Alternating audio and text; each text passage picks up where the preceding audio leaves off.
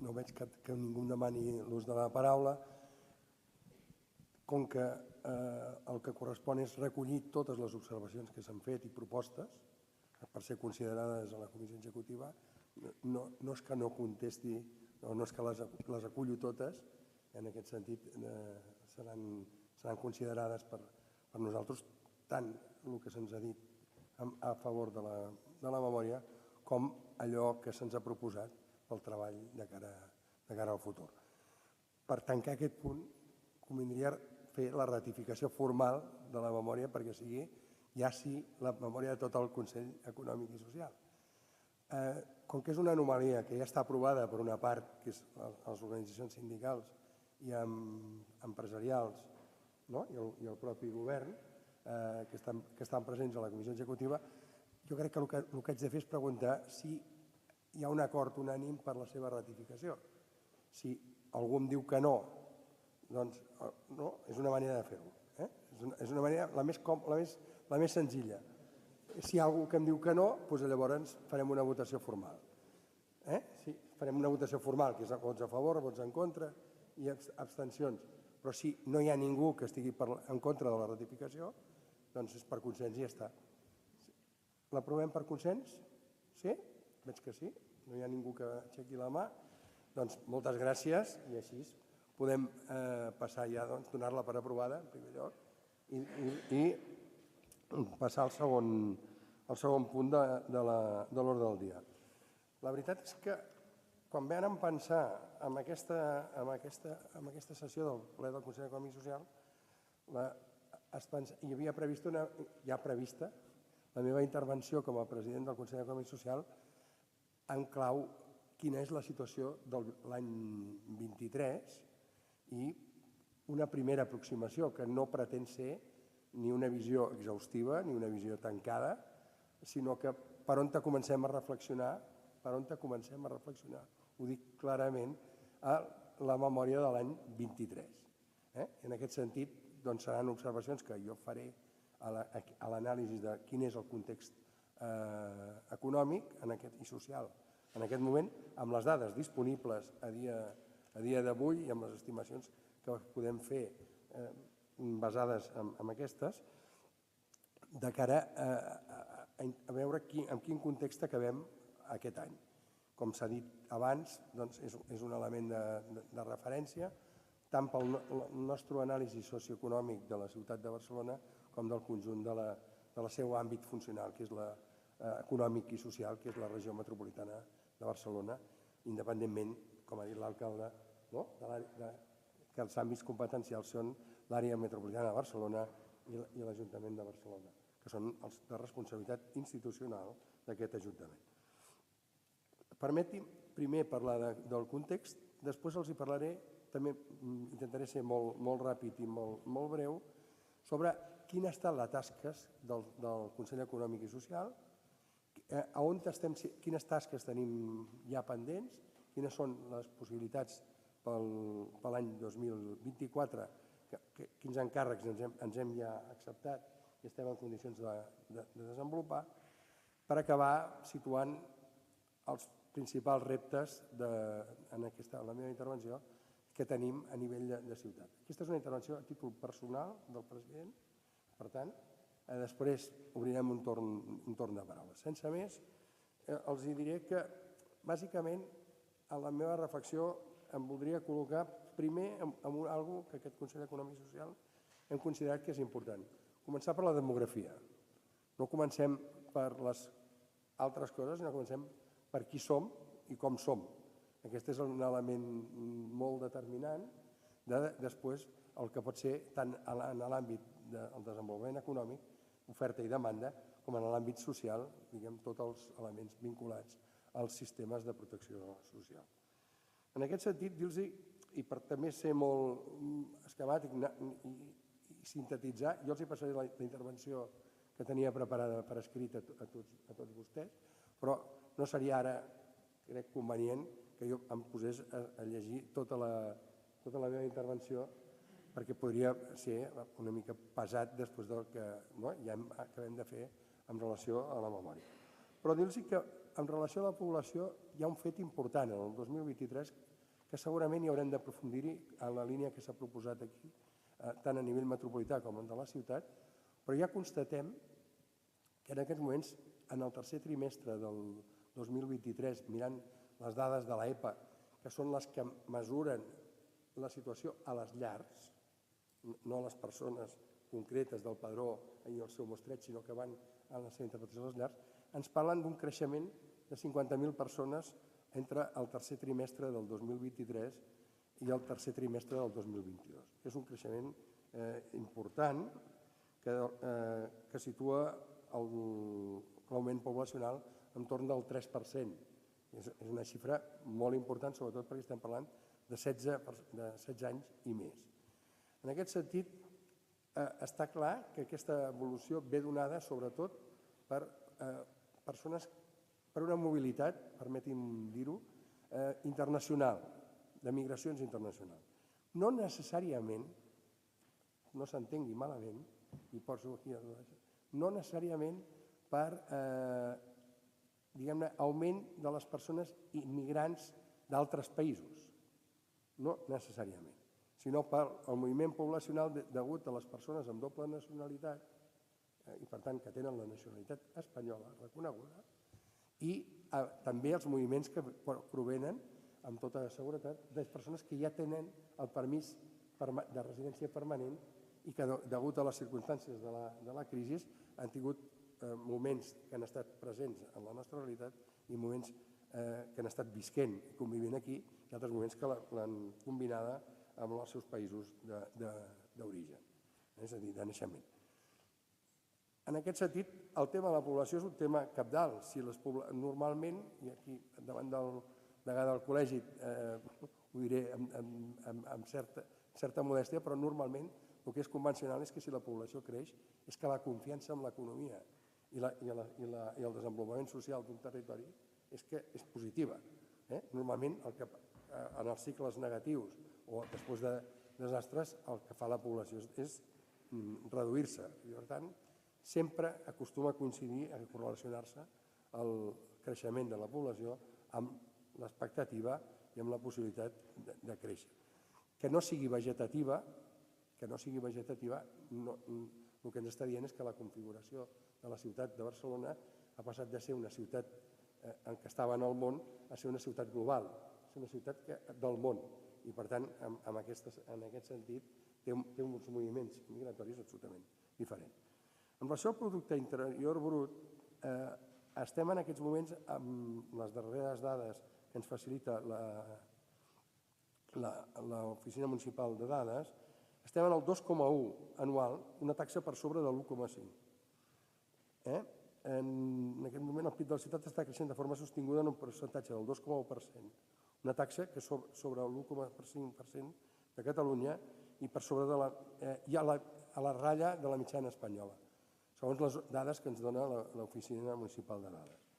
En aquest sentit, queda clar que no s'han confirmat les perspectives més catastrofistes, per sort o per l'esforç o per les dues coses. És a dir, estem en aquests moments amb una dinàmica de creixement important, la de Barcelona, en la mitjana estatal per sobre de la mitjana de Catalunya. Jo crec que aquesta dada també és una dada que s'ha de posar en valor i hem de veure també la seva composició i si realment el patró que conforma la seva composició està evolucionant en la línia també positiva. Una cosa és créixer en volum i l'altra és veure si les bases d'aquest creixement suposen innovacions, canvis o no. Això ho veurem en la memòria i serà el moment segurament de debat. En termes d'ocupació, segurament les dades són les més espectaculars, ho dic així, coneixent a més del tema aquest, perquè el creixement de Barcelona en aquests moments, els residents, les persones residents, són 8.900 persones ocupades. Aquesta dada ens la dona l'enquesta de població activa, que amb la seva estimació feta a partir de la població de la ciutat. Aquest és un creixement de prop del 14% respecte a l'any anterior. Per tant, té un impacte sobre les persones, com després veurem, també sobre les rendes. La seguretat social, que és un altre dels indicadors, ens informa de les persones afiliades que treballen o es declara a partir de les empreses que estan radicades a la ciutat de Barcelona. I ens parla d'1.201.877 persones, que representa un 10,1% respecte de l'any anterior, amb la qual cosa ens diu que hi ha un creixement importantíssim de l'ocupació. Aquí insistir-los molt en un tema que em sembla molt rellevant i que segurament hem de considerar permanentment. Barcelona és una ciutat que ofereix oportunitats no solament als residents, com hem pogut veure, si són 800.000 els ocupats i són 1.200.000 els llocs de treball amb seu a Barcelona, ja hi ha, a primera vista, ja hi ha una diferència a favor de l'exterior de 400.000 persones aproximadament. Però no és així només. També hi ha la mobilitat dels ciutadans residents de Barcelona que estan ocupats, que van a treballar a la resta de la regió metropolitana. Per tant, la mobilitat regional, territorial, metropolitana, és una mobilitat altíssima i Barcelona és qui ofereix més oportunitats d'ocupació en aquest conjunt del territori. I això també jo crec que és molt rellevant considerar-ho. Per acabar en aquest àmbit de l'ocupació, dir-los també un tema que em sembla molt rellevant i que segurament, perquè com que les dades, al precisar-les amb la font, té dificultats, no es poden dir. Si vostès han observat, la taxa d'ocupació que diu l'EPA Barcelona és el 77,9% de la població de 16 i més anys, la taxa d'ocupació. És una taxa d'ocupació molt alta, per sobre de la mitjana europea, que està al 74, si no m'equivoco, en aquest moment, però sobretot té un valor encara més clar, que és que està a 0,1 del 78%, que és l'objectiu de la Unió Europea per l'any 2030. Per ser molt precís, l'objectiu europeu és de 20 a 64 anys, i en canvi la dada de Barcelona que els acabo de donar és de 16 i més anys, el qual incorpora un tram de població que és el de 16 a 19, que es biaixa molt la taxa d'ocupació, perquè és molt baixa l'ocupació entre els joves, i també incorpora persones de més de 64 anys que també acaben de configurar. Per la qual cosa els puc dir amb tota seguretat de no errar que Barcelona en aquest tercer trimestre del 2023 ja ha superat l'objectiu que la Unió Europea ha fixat pel conjunt de la Unió Europea pel 2030. Per tant, també és una dada que jo crec que per la seva significació s'ha de posar en valor i és positiu per a les persones, però també per l'economia de la ciutat, que hi hagi aquest dinamisme i aquesta capacitat. La desocupació és el punt que segurament a tots, d'alguna manera, i amb les dades d'ahir mateix, sembla que trastoqui aquest discurs.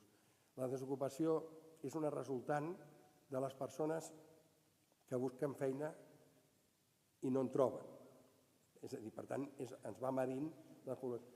Aquesta població pot haver estat inactiva o pot haver no estat a la ciutat i després estar-hi a l'empar d'aquest creixement de l'ocupació, és a dir, per les expectatives.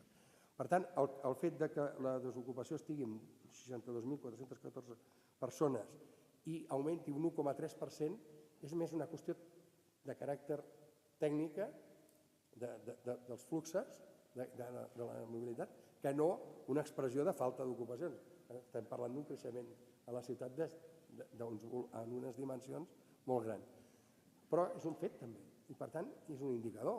Per tant, això no és per minimitzar-ho, sinó és al revés, per situar que la desocupació amb aquests volums indica dificultats en un moment de creixement de les ocupacions molt important de trobar ocupació.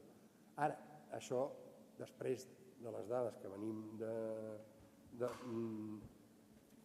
desocupació que s'han manifestat a la memòria, és evidentment que hem donat un salt molt important, tant amb el de llarga durada com amb la desocupació, diguem-ne, de rotació, donat que també, com ara explicaré, han augmentat els contractes indefinits, o donat que s'ha donat la contractació indefinida. En aquest sentit, on hi ha el grup que en aquests moments és molt més important?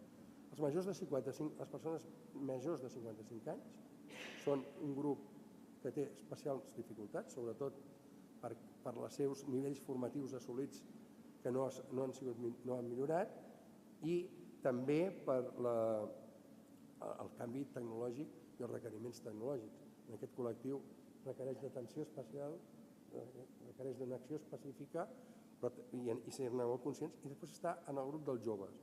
En el grup dels joves de 16 a 24 anys, els plans de transició tenen que ser refets i repensats, tant per la dinàmica del propi oferta i demanda laboral.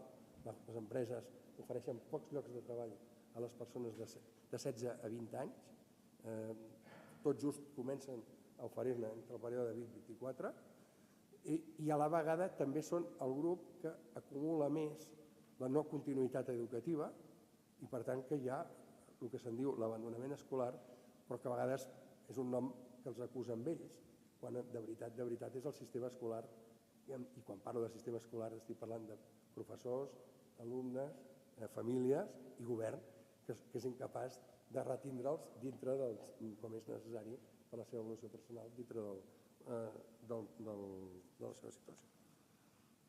En l'àmbit de l'emprenedoria estem en aquests moments, hem patit un descens molt important, i s'ha dit amb la intervenció del senyor Puig de Travi, respecte a les empreses constituïdes l'any anterior.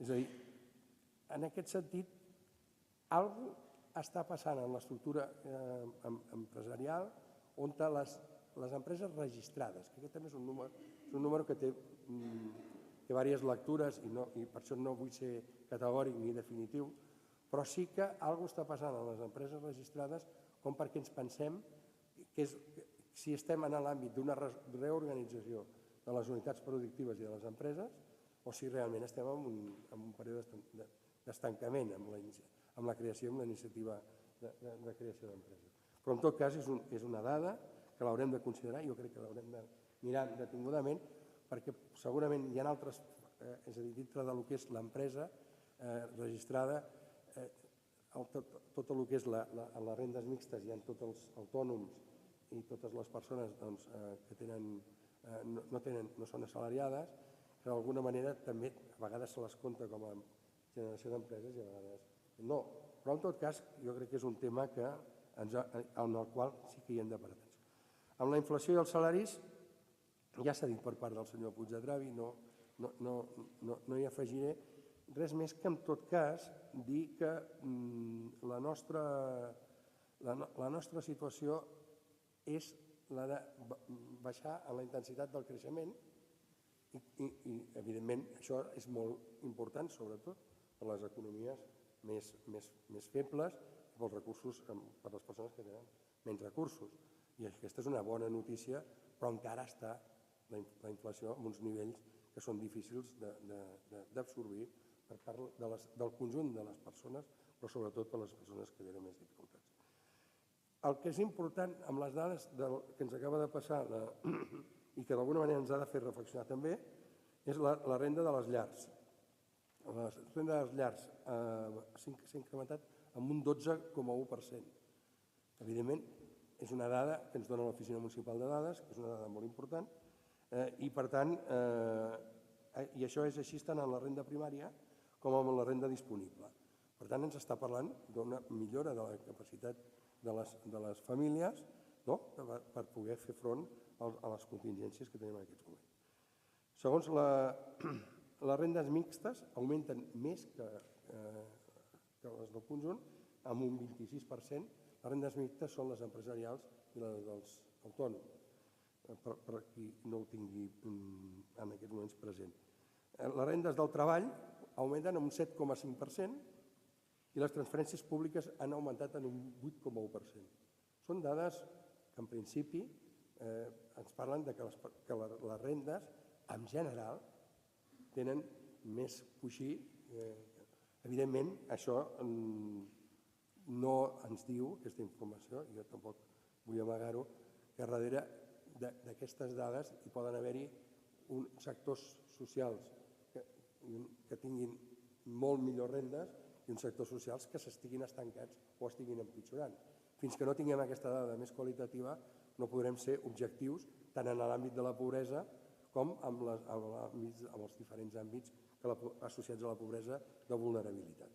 En aquest sentit, no crec que sigui hora de dir això està tan bé que en podem estar ja satisfets, sinó que podem estar satisfets per la dada, però hem de mirar la seva estructura per poder dir si estem satisfets del tot o no. Acabo amb aquestes dades de l'entorn, amb l'habitatge, i aquí tampoc, ja us dic, com que els hi passaré, però bàsicament el que ens diu és que el creixement del cost de l'habitatge, no del cost de l'habitatge, perdó, ho diré exactament, els preus registrats de l'habitatge, segons les dades de l'Oficina Municipal de Dades, es mantenen per sota del nivell assolit fins a l'any 2022, quan es van filar els 5.300 euros de mitjana, i presenten un lleuger descens en termes interanuals, menys 0,7%. És a dir, pràcticament hem de parlar d'un cert estancament. Aquestes són les dades que ens dona l'Oficina Municipal de Dades. El preu mitjà de l'habitatge de nova planta és de 424.000 euros, 75.000 euros menys que un any enrere. Aquesta és una dada que també és important, és a dir, les tensions de l'habitatge no creixen en relació a la inflació i segurament més donades per l'efecte dels tipus d'interès i per la gestió hipotecària que per altres. Però també haurem d'aprofundir-hi més. Jo vull ser així de superficial expressament per donar la dada i no entrar en el fons, que serà en la memòria que tindrem temps per fer. Per tant, com s'ha dit per part de l'alcalde i en general s'han dit amb el conjunt d'intencions, creixem i hem de comprovar amb quin patró encara, però estem creixent. I aquesta és una dada, ens falten més indicadors, però tot fa pensar que també hem millorat. En matèria de distribució de riquesa i de desigualtats, tampoc tenim disponibles les dades actuals del 23, però s'han donat bones condicions, i això sí que és objectiu, per millorar. Finalment, hem de veure com ha anat la inversió i la innovació. Aquestes són dades que també s'han dit aquí, que són claus del 22 i també del 23. A veure si hi ha aquesta inversió i si hi ha aquesta innovació que ens signifiquin una millora en el nostre patró de creixement. Per tant, tenim bones dades pel moment, semblant anunciar que no són satisfactòries. Però siguem prudents i esperem a la memòria del proper any per confirmar-ho. Tot seguit, i una mica trencant aquesta visió de en quin moment estem, els hi passo a detallar a grans línies, també per anar amb el temps que teníem previst, i potser ja m'estic extenent una mica, quines són les nostres tasques. Què hem fet? En aquest sentit, nosaltres els hi podem dir que de les tasques que són... Nosaltres tenim dos tipus de tasques. Les que són normatives, aquelles que ens diu la Carta Municipal, els estatuts que hem de fer, que bàsicament són, perquè ho sàpiguen tots vostès, el dictamen de pressupostos, el de taxes i ordenances, aquests són preceptius, i tenim també com a preceptiu l'informe de la memòria anual, que és la que hem fet en l'anterior punt, i també tenim de preceptiu, i aquest 2024 ja hi entrarem del tot, és l'avaluació de les polítiques actives d'ocupació a la ciutat i de la formació del talent, per dir-ho d'alguna manera, en les persones de la ciutat. Aquestes són les preceptives, les que són un tipus de tasca. I després hi ha aquelles que provenen de la iniciativa del govern, de la iniciativa dels grups municipals que ens en facin arribar i dels agents socials i econòmics presents en la comissió executiva, però també de totes les organitzacions i entitats que estan representades en aquest plenari. En aquest sentit, Aniré molt ràpid, com que veuran a l'informe exhaustivament totes i cada una, no cal que m'extengui exhaustivament, però bàsicament on estem en aquests moments. Nosaltres hem fet un informe de la demografia, que una part va ser aprofitat per la memòria, i ara tenim pendent fer l'informe del CES amb els posicionaments dels actors i les possibles recomanacions i veure si de l'informe podem passar al dictamen o no, en l'àmbit de la demografia. Després hi ha un segon informe que ens presentarem ara al febrer, que serà el dels grups socials dels joves que no estudien ni treballen a la regió metropolitana i la seva ubicació per barris. En aquest sentit també és un segon informe que ja tenim fet amb la Fundació Barcelona Formació i que presentarem el mes de febrer i en aquest model que treballem en el Consell Econòmic i Social. Algú fa l'informe expert, acadèmia o experts de reconegut prestigi, després els presentem públicament amb un primer posicionament per part dels que han elaborat l'estudi, amb un posicionament en primera mà dels agents socials, per després veure si la Comissió Executiva segueix amb l'informe i si d'aquest informe es va amb un dictamen. Són processos, per dir-ho d'alguna manera, que ens ajuden a tots a, primer, ampliar el nostre àmbit de visió, segon, a conèixer millor els posicionaments d'uns i els altres, i tercer, anar construint un relat que pugui ser assumit pel conjunt del diàleg social i, per tant, de la concertació social. En aquest sentit, tenim també pendents i a punt d'acabar l'informe de productivitat, que aquest també és un altre dels elements importants, i no em voldria deixar el que n'hem demanat un sobre el salari mínim com a anàlisi d'oportunitat d'un salari mínim de Barcelona, està en el debat polític i és, i hem demanat un informe, després hi farem aquest mateix procediment. El tema de la feminització de la pobresa, en aquest sentit també és un dels elements que està en el nostre treball, i permeti'm també parlar-los d'un que estem també treballant, que és el de la mobilitat obligada a la regió metropolitana de Barcelona, per raons de treball. En aquest sentit ja està ja encarregat i estem en les tasques del mateix. Hi ha anàlisis de l'atur de llarga durada, de la situació dels barris de la ciutat, hi ha també la influència en la política de rendes que puguin tenir l'aplicació de la negociació col·lectiva a la ciutat de Barcelona, aquest és un àmbit també d'aproximació. Com ja els he dit, és normatiu el tema de l'aplicació de les polítiques actives d'ocupació. També hem inclòs l'àmbit dels reptes i oportunitats econòmiques que pugui representar el projecte i l'actual situació de tramitació, que no tinc present en aquests moments, però del Pla de Desenvolupament Urbanístic Metropolità, que segurament tindrà un efecte en el curt termini. En definitiva, hi ha un tema que està en la nostra agenda i que jo tinc que explicar molt breument i molt ràpidament, que és que ha estat un impuls de tots els agents socials i d'aquesta presidència també el que hi hagi un sistema de dades metropolità sociolaborals.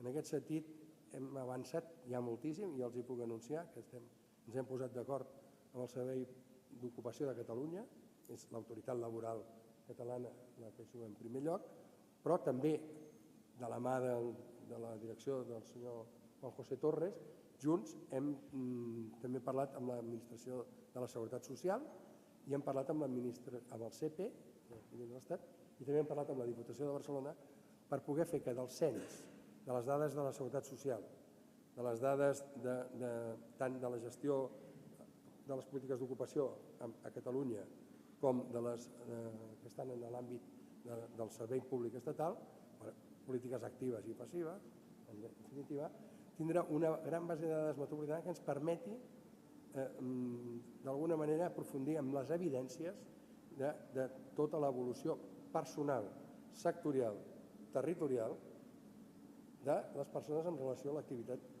econòmica en aquest àmbit. En aquest projecte, que és molt ambiciós, ja tenim tot l'acord polític i segurament en el mes de gener entrarem ja a les primeres reunions, o febrer, a les primeres reunions tècniques per ja fer-la més primer definir-la el què, el per què ja els hi he dit, el què, el com i els recursos per poder-ho desenvolupar. Aquest és un altre dels elements importants. I per acabar, com que ja s'ha dit amb totes les intervencions que m'han precedit, les nostres preocupacions, bàsicament, els reptes que entenem que estem abordant, estan tots emmarcats en dos grans elements claus, que són la definició seria estem en el curs en un marc d'incertesa però en un marc de permanents transformacions. I aquestes transformacions van molt vinculades a la sostenibilitat, en primer lloc, per tant, avui, ara que hi ha la regió del COP, és a dir, en 23, aquest és un dels elements de referència d'aquest trànsit del model productiu i dels models socials que van associats amb ella, i tota la digitalització, ara ja, qui diu que ja, la paraula digitalització li ha quedat curta, de tot l'àmbit de la intel·ligència artificial i les seves repercussions, perquè en el fons és l'àmbit de l'aplicació de les tecnologies i digitals i el seu desenvolupament. Això està implícit en tot el que els diré ara. Vull dir, per tant, no és que no hi fem referència, sinó que el que farem referència té a veure amb això amb tota seguretat, i és els objectius ODS de desenvolupament del 2030, els objectius de sostenibilitat són, evidentment, un clau. En aquest sentit, les nostres principals preocupacions són el creixement demogràfic i el model de creixement demogràfic, la productivitat, el que deia l'alcalde, és a dir, hem de ser competitius, però a partir de la productivitat, i aquesta productivitat no és només una qüestió de costos salarials, també és un element d'inversió i també d'organització productiva. Tot plegat configurant una evolució dels factors d'una o d'altra manera. La política pública del sòl i habitatge és essencial, és a dir, tots sentim parlar permanentment que tindre una despesa en habitatge superior al 30% del salari és una gran dificultat, doncs tenim molta població que està per sobre d'aquesta gran dificultat, i les polítiques del sòl i de l'habitatge d'alguna manera tenen que influir en aquest àmbit de la creació de riquesa, sobretot de la distribució de riquesa i la capacitat adquisitiva de les persones. La mobilitat per motius laborals, i segurament ja no n'hi haurà prou en medir i pensar i reconèixer la mobilitat dintre de la regió metropolitana, sinó que aquesta mobilitat internacional que els he dit abans, més enllà de si són de països diferents i per tant de la immigració tradicional, aquesta mobilitat que es pot donar que es dona dintre de la Unió Europea i que es dona amb els països on hi ha nascuts que tenen doble nacionalitat, aquest és un altre dels elements importants. La política front de les desigualtats, s'ha dit aquí i no m'extenc, és un element central, i consolidar el diàleg social. L'alcalde jo crec que ja ho ha situat en la seva intervenció, és a dir, hi ha dos nivells del diàleg social. El diàleg social en la concertació o en la corresponsabilització de les mesures executives del dia a dia, que forma part de les relacions entre l'entitat i els agents socials, i el diàleg social entès com tradicionalment, que és aquell que és capaç, com a punt de trobada dels diferents actors que són capaços d'analitzar el context en el que es mouen i sobretot de proposar un model de desenvolupament que equilibri els tres grans factors, capital, la inversió, per ser molt clar, el treball, els aspectes fiscals, tant en el seu finançament com en el seu retorn social, i en aquest sentit el diàleg social té una capacitat de mediar alguna cosa que cada vegada està més en el llenguatge comú i del que haurem d'anar parlant i que segurament serà l'element central. I amb això acabo, que és el retorn social i econòmic de la nostra economia.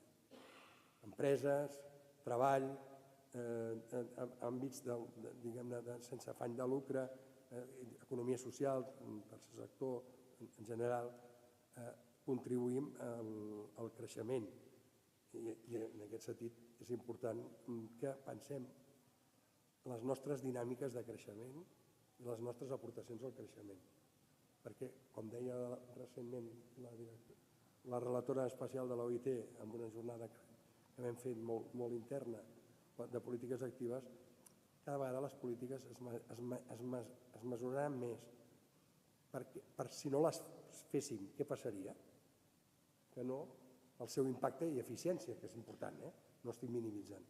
Però a vegades el que és important també és veure si no hi ha una actuació pública i no hi ha una concertació social i econòmica que situï el que hem de fer i el que hem de fer, segurament no estem mesurant prou bé les conseqüències que té no fer moltes coses que són necessàries i imprescindibles en aquests moments.